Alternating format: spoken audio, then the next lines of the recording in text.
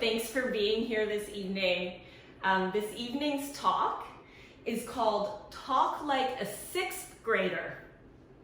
So I mentioned earlier, I'm a yoga teacher. I'm a women's personal coach for health and wellness and yoga and spirituality type things here in San Francisco. And I convey a lot of my teachings through the framework of the chakra system, the body's innate energetic system. And I have to tell you, a lot has come up in our group conversations, during shelter in place and during the resurgence of the Black Lives Matter movement. Our conversations have really focused around the fifth chakra, the voice box. So this is one of those meta conversations. It's a talk about talking.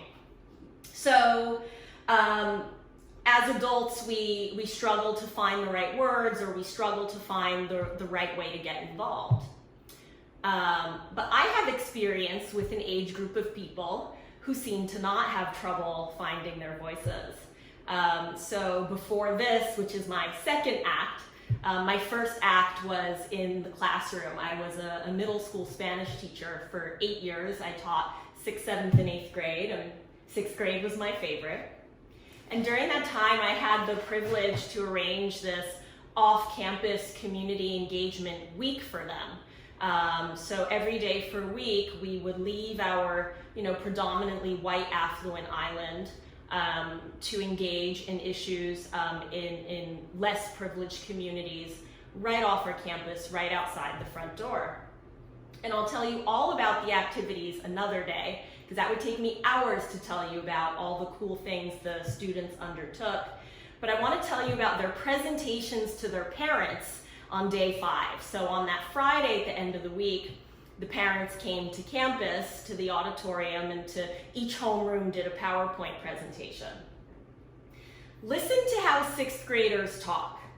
They say things like, people are hungry, so this week we brought them food.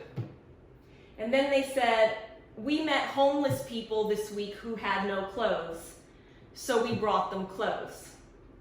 They said, the beach was dirty, so we cleaned it. The kids said, the little kids we worked with, they didn't know how to read, so we taught them. Now contrast that to how grown-ups speak. Oh, I empathize with people's misfortune in theory, but right now it doesn't feel advantageous for me to engage. Or, I'd love to help poor people in theory, but it just doesn't seem economically feasible right now.